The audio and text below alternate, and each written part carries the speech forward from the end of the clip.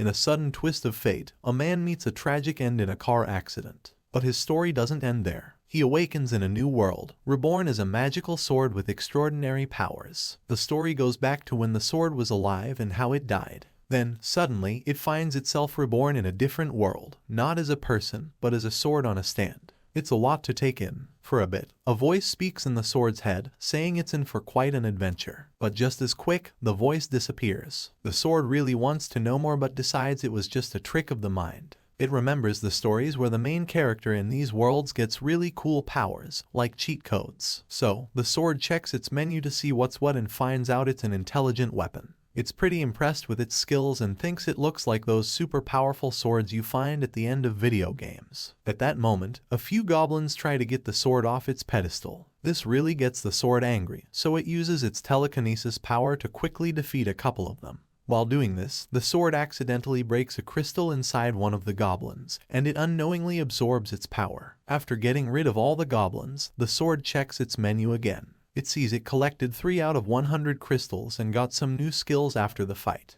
It figures out it can take skills from the enemies it beats. Then, a voice tells the sword it has space for 10 skills and asks if it wants to use any. Before choosing any new skills, the sword stabs a dead goblin and absorbs its crystal, gaining 2 more skills. Then, using its digging ability, the sword buries the goblins and returns to its sword mount. Eager to gather more crystals and acquire new skills, the sword also wishes to find a worthy master to wield it. In a different place, a young black cat girl works with a group of slaves, following orders from their master. She secretly longs to become stronger within herself. Returning to the sword, he uses his telekinesis to fly in the air and learns skills by defeating monsters. Determined to become the mightiest sword around, he relentlessly battles creatures while awaiting his destined wielder. Meanwhile, in a distant place, a young black cat girl named Fran endures a life of suffering and mistreatment as a slave. Yet, hidden within her, there burns a fiery ambition for greatness. One day, fate intertwines their paths. Sword ventures into a mysterious forest where his powers weaken with every contact with the ground. Trapped and grounded for months, he finds himself helpless. In a moment of dire need, as a bear monster threatens the humans Fran serves, desperation fills her heart. Amidst the chaos, she spots Sword nearby,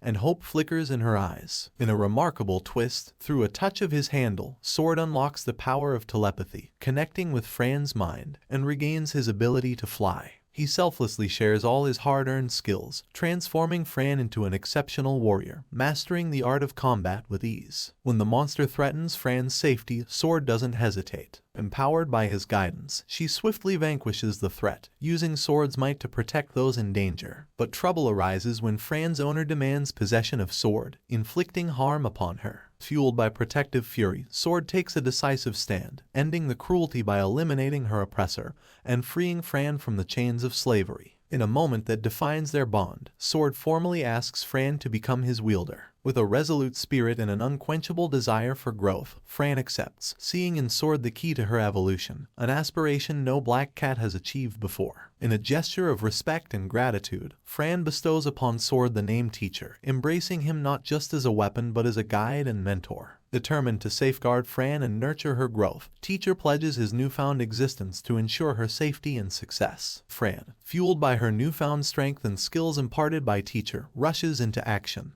rescuing an adventurer named Randall from a treacherous goblin ambush. Teacher, keeping his sentience a secret, communicates solely with Fran through telepathy, guarding their unique bond. Their journey takes them to Alessa town, where the Adventurer Guild stands. Nell, the seemingly amiable receptionist, tasks Fran with a battle simulation overseen by the formidable Oni examiner, Donadrand. Using a fusion of swordsmanship and magic, Fran and Teacher astound Nell and Donadrand, who marvel at their seemingly impossible combined prowess. Impressed, Guildmaster Klimt accepts Fran into the ranks as a remarkable sword mage. With success comes fortune. Fran sells her acquired loot, amassing a considerable wealth that attracts envy from nearby mercenaries. Unwilling to tolerate their prejudice against her black cat heritage, Fran faces their hostility head-on. When insults turn to violence, Fran defends herself fiercely, severing the lead mercenary's legs and overpowering the others. Amidst the chaos, Nell, now fond of Fran, steps in to support her, shielding her from false accusations. As tensions simmer, the guild adventurers and Nell collectively denounce the attacker's claims, deeming Fran's actions self-defense. In a revealing moment, Nell unveils her darker side, refusing to heal the lead mercenary's legs until he compensates for his wrongdoing.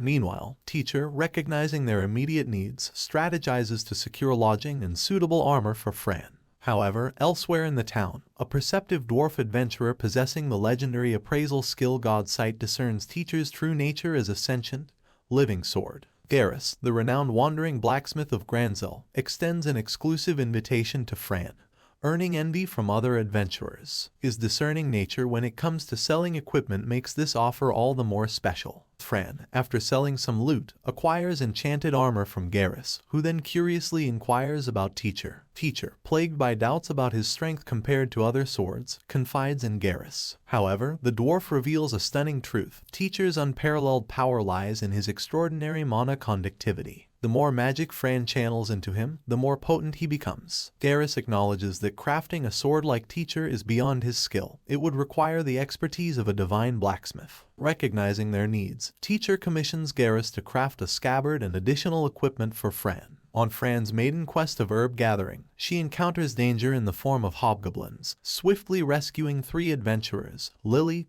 Krull, and Eustace. Concern looms among the adventurers, signaling the emergence of a powerful goblin king and the imminent danger posed by a potential goblin queen. Their offspring could amass into a formidable hobgoblin army capable of threatening Alessa City. Fran, driven by determination and perhaps a hint of recklessness, resolves to dismantle the hobgoblin nest alone.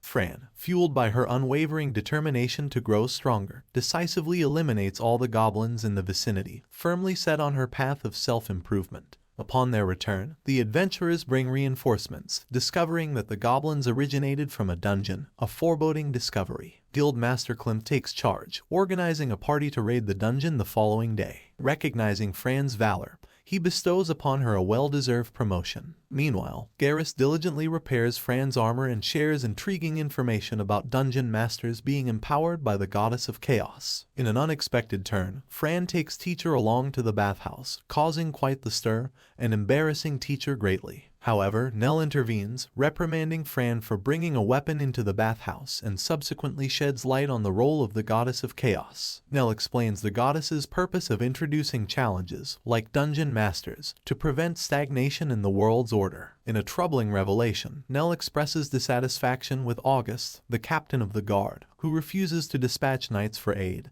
and eagerly awaits Amanda, the guild's ace, to return from her journey. The next day, Garrus completes Teacher's scabbard just as Fran joins the expedition, led by Donadraund. At the dungeon entrance, a devastating goblin ambush unfolds, resulting in heavy casualties. Fran valiantly fights back. Fran and Teacher adopt a strategic approach, selectively targeting goblins with valuable skills, absorbing their crystals, and leaving the others for their companions. As they delve deeper into the dungeon, they encounter the Goblin King and Queen, dispatching them with unexpected ease, only to discover the dungeon's depth unfathomable. Their journey leads them through a horde of giant beetles, culminating in the revelation of a hidden chamber housing the dungeon master. When the demon disregards the goblin's commands and turns hostile, Fran engages in a fierce battle. Despite her exceptional sword skills, the demon's unparalleled strength overwhelms her, severing her hands. Teacher swiftly intervenes, utilizing his abilities to heal Fran, preventing a dire turn of events. Fran and Teacher confront the unexpected failure of the demon's skill-taker ability, realizing that Fran's acquired sword skills belong to Teacher. In a daring move, Teacher recalls the dungeon master's reliance on the demon's protection and guides Fran to target the goblin instead.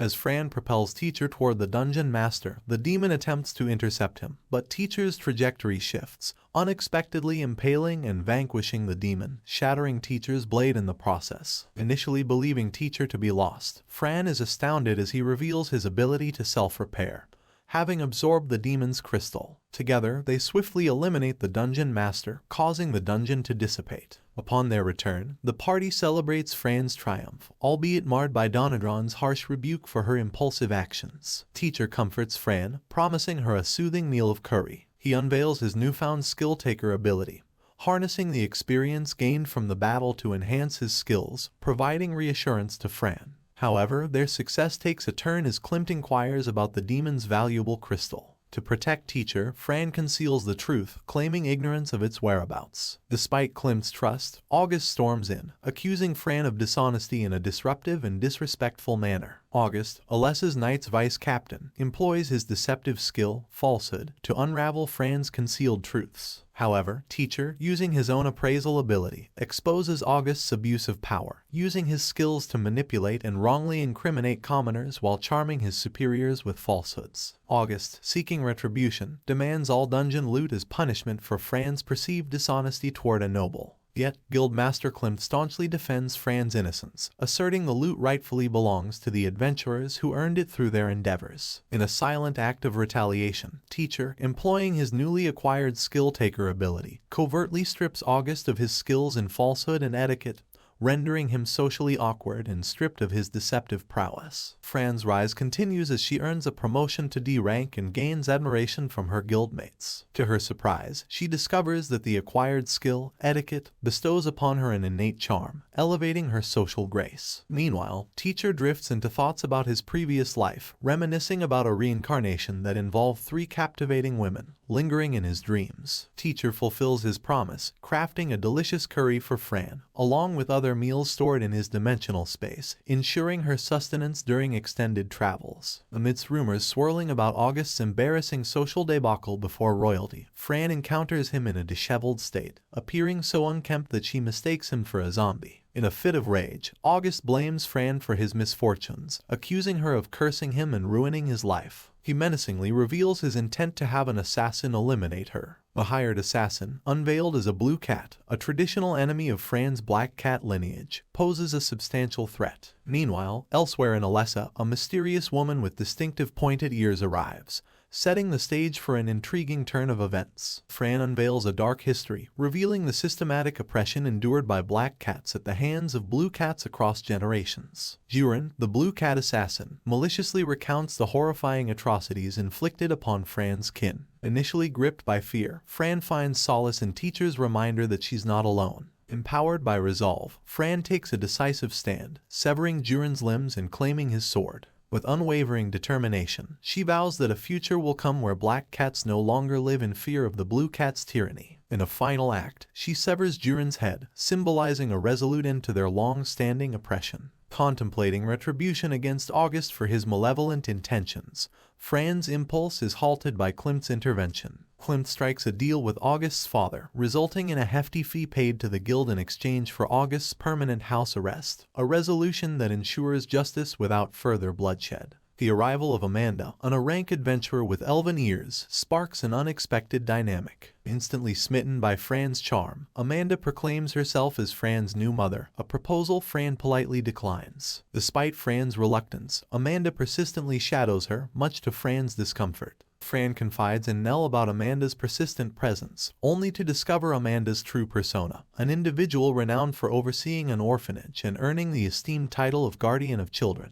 Despite her rather intrusive demeanor, Guildmaster Klimt presents Fran with a tempting offer, 5 high-level monster crystals in exchange for her participation in an investigation of a spider monster nest within an already conquered dungeon. Eager for the challenge, Fran agrees, also gaining permission to explore another active dungeon near Ulmut village. As Teacher absorbs the crystals to further his evolution, Fran's spirits plummet when Amanda insists on joining the quest. Fran's despondency grows, feeling burdened by Amanda's insistence on joining their expedition despite her reservations. Fran finds herself embroiled in an unexpected turn of events as she discovers that the mission to defeat the spiders doubles as an examination for 2 E-rank teams, Dragon's Roar and Forest Eyes, overseen by examiners Cruz, Rig, and Ezel. Trouble brews when Crad, the leader of Dragon's Roar, accuses Fran of securing an unfair promotion through manipulation and challenges her to a duel. Determined to prove her worth, Fran cleverly utilizes the flat side of Teacher's blade to outmaneuver and triumph over Crad, showcasing her abilities without inflicting harm. Amanda, intrigued by Fran's prowess, insists on a duel, proposing a unique wager that if Fran loses, she must address Amanda as Mama. In a challenging skirmish, Fran puts up a valiant fight, managing to land a strike on Amanda. Although Fran is ultimately defeated, Amanda acknowledges Fran's skill, impressed that Fran came closest to harming her in years due to one of Amanda's defensive skills. Despite the defeat, Teacher beams with pride at Fran's progress. However, the intense duel takes its toll, and Fran slips into unconsciousness, drifting into a dream where memories of her mother linger. Upon awakening from her unconscious state, Fran hesitantly agrees to call Amanda Mama. But Amanda, perceptive as ever, senses the special place Fran's real mother holds in her heart. Instead, Amanda vows unwavering support for Fran's journey, acknowledging the significance of Fran's bond with her mother. Her commitment strikes true, marked by genuine sincerity in her every promise of motherly care. As the party ventures into the foreboding depths of the dungeon, a shadowy figure lurks on its outskirts, a hint of sinister intent in his demeanor. Meanwhile, Amanda shares her haunting past experiences with the dungeon, recounting the loss of comrades that compelled her to care for their orphaned children, fostering a sense of duty and compassion within her. Navigating the treacherous labyrinthine corridors, they encounter various challenges, navigating booby traps, contending with oversized insects, and confronting the menacing trap spiders while harvesting their valuable silk. Throughout these trials, Amanda takes on the role of mentor, imparting combat and magical wisdom to Fran, astutely observing the rarity of Fran's ability to wield 3 distinct elements. Upon realizing Fran's potential in manipulating multiple elements, Fran and Teacher swiftly master thunder magic, adding a formidable new skill to their repertoire. Fran expresses her gratitude to Amanda by sharing the unfamiliar delight of curry, a dish previously unknown to the group, which they find surprisingly delicious. Further into the dungeon's depths, the once menacing trap spiders have evolved into the deadlier trick spiders, boasting enhanced venom and heightened strength and agility. Recognizing the escalated danger, the party opts to retreat. However, a chance encounter between Fran and Crad's companions, Bart and Victor, leads them onto a teleportation square, whisking them away abruptly and leaving them disarmed, including Teacher. Separated from Teacher and thrust into an ominous situation, Fran finds herself confronted by the ultimate evolved form of the trick spiders, the colossal trickster spider. Meanwhile, Amanda, searching for Fran and Teacher, struggles to establish telepathic contact with Teacher, leaving Fran in a state of panic as she grapples with the absence of Teacher's guidance and support. Amidst the perilous situation, the trickster spider, which has the upper body of a woman, subjects Fran, Bart, and Victor to torment by triggering relentless booby traps, ensnaring them in a precarious situation. As the party divides their efforts to locate their missing comrades, Amanda sets off on her own determined search. In a surprising turn, Teacher unveils his ability to communicate and move independently to Amanda, revealing a newfound facet of his capabilities. Utilizing his power, Teacher summons an onyx wolf as a familiar in an attempt to aid in the search for Fran.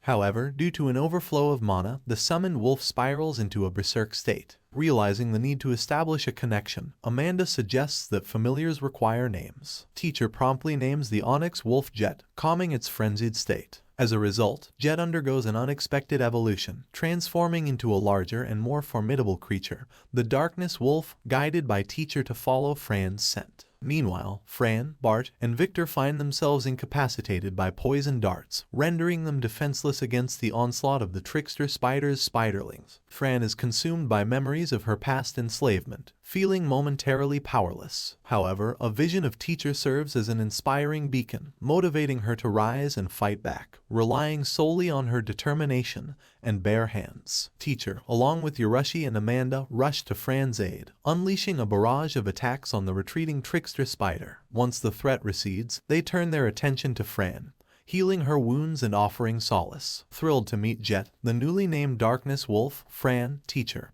and Amanda open up to each other, revealing Teacher's hidden abilities, leaving Amanda awestruck by the secrets uncovered. They extend their aid to Bart and Victor, who had succumbed to unconsciousness, unaware of Teacher's existence. Together, they converge on the designated rendezvous point, only to find the absence of the others. The trickster spider heals her wounds and screams, which they hear, then they see a large white bird appear in a flash of light. The large white bird, Tarua, familiar to a party member, guides the group to the captivated members held by the trickster spider and her progeny. Fran, propelled by determination, engages in a fierce battle against the menacing arachnid while her companions rush to free the trapped adventurers. A poignant moment unfolds as Amanda recalls her past, reflecting on the tragic loss of 2 black cats she adopted.